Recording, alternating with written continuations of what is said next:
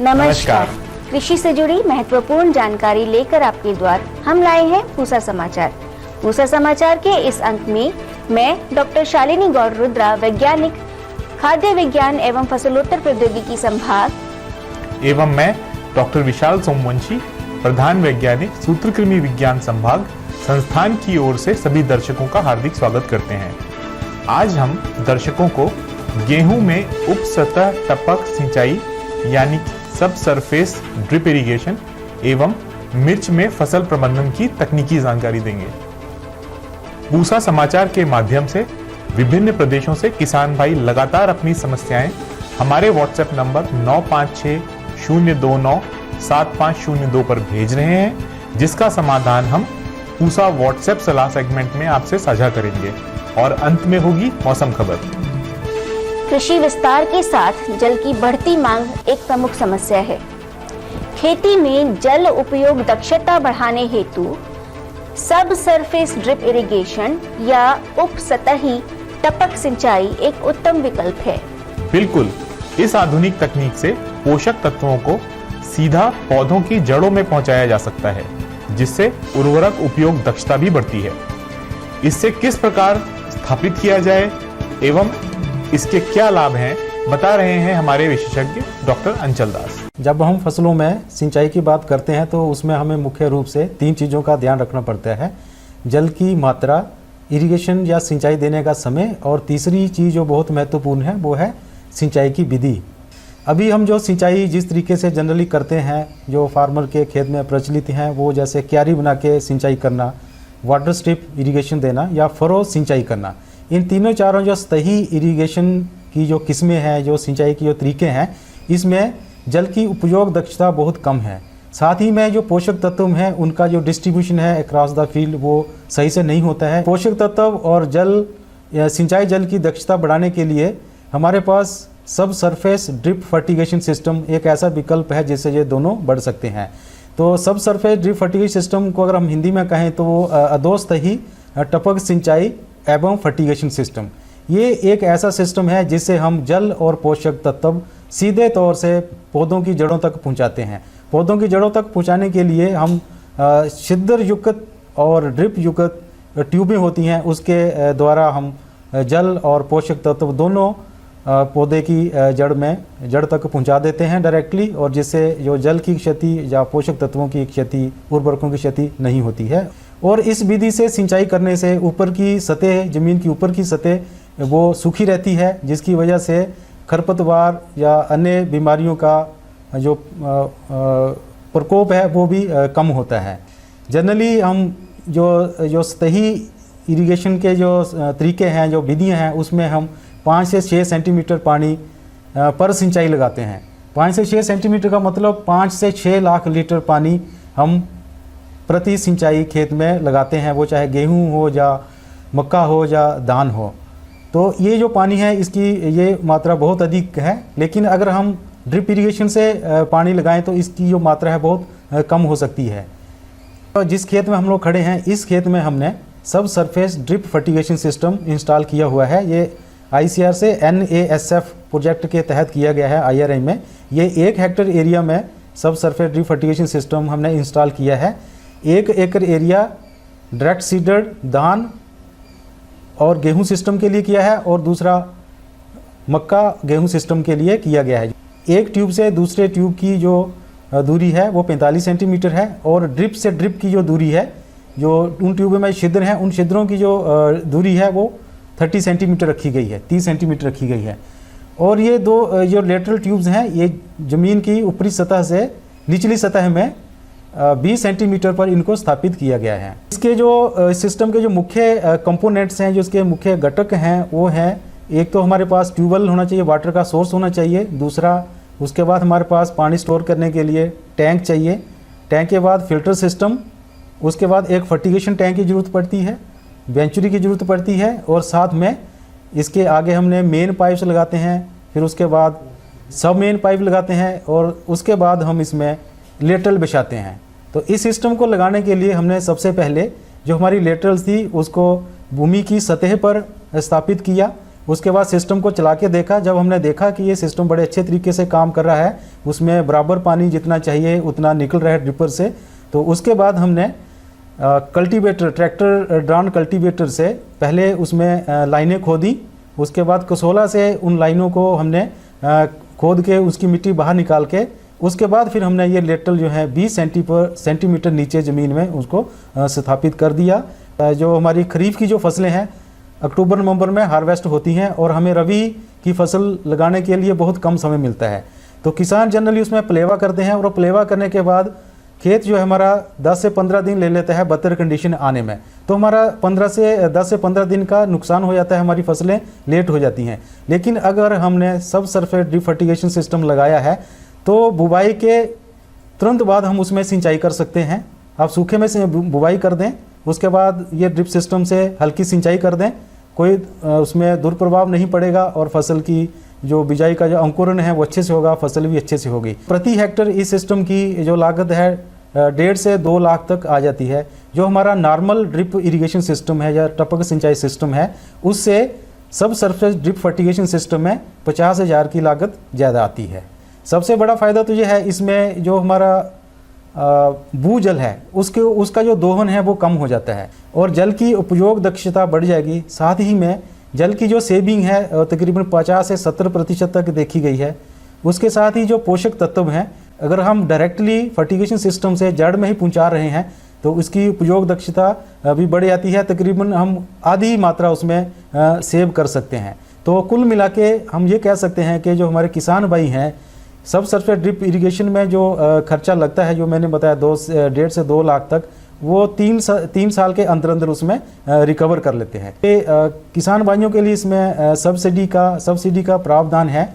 Central government से जो subsidy मिलती है तकरीबन 45% मिलती है और राज्य सरकारें भी इस पे सब्सिडी देती हैं। तो किसान किस किस्म का है, कौन सा किसान है, स्मॉल फार्मर है, मार्जिनल फार्मर है या जनजाति या अनुसूचित जाति का है, तो ये सब कुछ देखते हुए अधिक से अधिक 90% तक सब्सिडी इस सिस्टम में टपक सिंचाई में उपलब्ध है।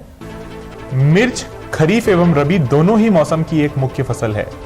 विटामिन ए और सी में भरपूर होने के साथ साथ मिर्च आय वृद्धि का एक उत्तम स्रोत है।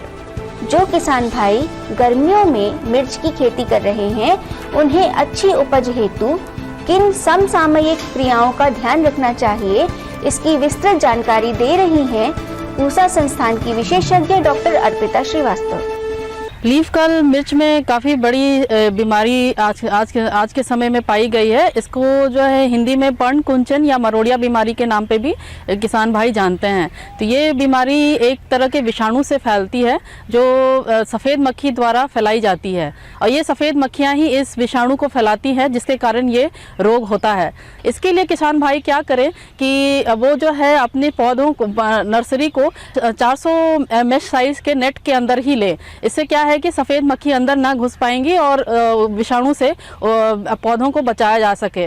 उस टनल के अंदर में येलो स्टिकी ट्रैप जो आती है उसको भी नियमित अंतराल में लगा ले, इससे भी सफ़ेद मक्खियों का काफ़ी नियंत्रण हो सकता है। साथ ही साथ जो है वो नीम के तेल का भी छिड़काव करते रहें जिसका दर 2 ml प्रति लीटर होगा। एक बार पौध जब तैयार हो जाती है तो खेतों में रोपाई से पहले पौधों में फिर से नीम का तेल का छिड़काव करें। इससे जो है 10 से 15 दिन तक पौध जब खेत में पहुंच जाएंगे तो उनको रोग या बीमारी से बचाया जा सकेगा। खेतों के चारों तरफ 2 से 3 पंक्तियां जो है मक्का का या ज्वार का लगा लें। इससे मक्के या ज्वार की ये खासियत होती है कि ये सफ़ेद मक्खियों को रोकते हैं। एक बार खेतों में जब पौध आ गया है तो किसान भाइयों को ये ध्यान रखना है कि खरपतवार खेतों में बिल्कुल ना रहे, क्योंकि ये खरपतवार जो है कई तरह के कीटों का घर होता है। इसमें जो है सफ़ेद मक्खी जो है मुख्य रोग वाहक है। फसल चक्र में क्या है कि अगर एक खेत में किसान भाई टमाटर वर्गीय फसल ले चुके हैं एक साल में तो कोशिश करें कि उस खेत में दूसरे साल वो फसल फिर से ना ले। टमाटर वर्गीय जितने भी जिसमें मिर्च आती है, टमाटर आता है, बैंगन आता है, आलू आता है, ये फसलें ना ले। तो जो पौधे जिनमें इनको लग रहा है कि बीमारी आ चुकी है तो उनको उखाड़ करके खेतों से दूर एक गहरा गड्ढा खोद करके उसमें दाब दें।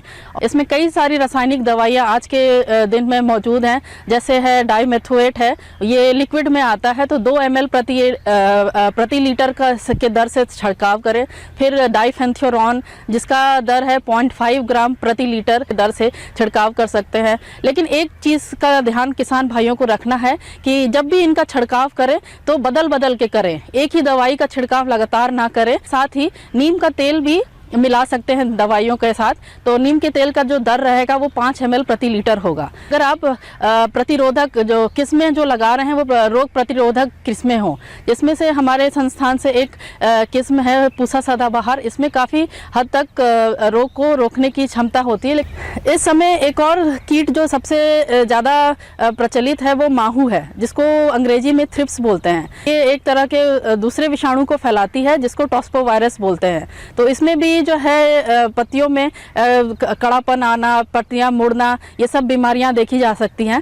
तो इनका इसके बचाव के लिए अलग अलग तरीके की रासायनिक दवाइयां हैं, जिसमें से डाइमेथोएट आती है। तो सफ़ेद मक्खियों के लिए जो भी बचाव हमने बताया है वही सेम पद्धति आपको माहू के बचाव के लिए भी करना है, बस दवाइयाँ थोड़ी सी बदल जाती हैं। जिसमें से अलिका नाम की जो दवाई है वो आप इस्तेमाल करें। इसका दर जो है लगभग 1 ml प्रति लीटर रहेगा, उसका छिड़काव करके इस कीट से आप बचाव कर सकते हैं। पूसा समाचार में अब समय है पूसा व्हाट्सएप सलाह सेगमेंट का, जिसमें हम आपकी खेती किसानी से जुड़े प्रश्नों का समाधान बताएंगे। राजस्थान से विष्णु प्रसाद सैनी जी ने आंवला के फलों के भूरे पड़कर गलने की समस्या बताई है। आपकी फसल में जिंक एवं बोरॉन की कमी हुई है। इसके समाधान हेतु जिंक सल्फेट एवं बोरॉन की 400 ग्राम मात्रा को 200 लीटर पानी में घोल बनाकर 1 एकड़ में छिड़काव करें। राजस्थान से दिलकुश मीना जी ने बैगन के पत्तों के किनारे सूखकर मुड़ने की समस्या बताई है। आपकी फसल में विषाणु का प्रकोप हुआ है। इसके समाधान हेतु सर्वप्रथम ग्रसित पौधों को खेत से हटा दें। रासायनिक नियंत्रण हेतु एसिटामिप्रिड की 200 ग्राम मात्रा को 200 लीटर पानी में घोल बनाकर 1 एकड़ में छिड़काव करें। राजस्थान से दिलकुश मीना एवं अन्य किसानों ने बैंगन की डाली सूखने की समस्या बताई है। आपकी फसल में फ्यूजेरियम विल्ट का प्रकोप हुआ है। इसके समाधान हेतु कार्बेंडाजिम एवं मेन्कोजेब की 600 ग्राम मात्रा को 200 लीटर पानी में घोल बनाकर 1 एकड़ में छिड़काव करें। गाजियाबाद उत्तर प्रदेश से शिवशंकर जी ने सरसों के पत्तियों में सफेद पाउडर दिखने की समस्या बताई है। आपकी फसल में सफेद रोली यानी व्हाइट रस्ट का प्रकोप हुआ है। इसके रासायनिक नियंत्रण हेतु फफूंदनाशी रिडोमिल की 200 मिलीलीटर मात्रा को 200 लीटर पानी में घोल बनाकर 1 एकड़ में छिड़काव करें और यदि आवश्यकता हो तो 15 दिन बाद दूसरा छिड़काव करें। आइए सुनते हैं आने वाले सप्ताह में देश भर में कैसा रहेगा मौसम का हाल, मौसम खबर में। भारत मौसम विज्ञान विभाग द्वारा दिए गए मौसम पूर्वानुमान के अनुसार 6 से 9 फरवरी के दौरान पश्चिमी हिमालयी क्षेत्र में कुछ स्थानों पर बारिश या बर्फबारी की संभावना है। 8 से 9 फरवरी के दौरान पंजाब, हरियाणा, चंडीगढ़ के उत्तरी भागों में हल्की वर्षा की संभावना है। आने वाले 3 दिनों के दौरान गुजरात, महाराष्ट्र, उत्तर पश्चिम भारत में न्यूनतम तापमान में 2 से 4 डिग्री सेल्सियस की वृद्धि तथा पूर्वी भारत में 2 से 4 डिग्री सेल्सियस गिरावट होने की संभावना है। प्रिय किसान भाइयों, बहनों एवं दर्शकों, आशा करते हैं पूसा समाचार का यह अंक भी आपकी खेती किसानी से जुड़ी समस्याओं के समाधान में जरूर सहायक होगा। आप सभी दर्शकों से निवेदन है कि ज्यादा से ज्यादा संख्या में हमारे संस्थान के चैनल को सब्सक्राइब करें और पूसा समाचार के हर अंक का लाभ उठाएं। हमारे फेसबुक पेज और ट्विटर हैंडल को भी जरूर फॉलो करें। कृषि से जुड़ी समस्याएं या अधिक जानकारी हेतु हमें दिए गए नंबर पर व्हाट्सएप करें और अपना नाम एवं पता अवश्य लिखें।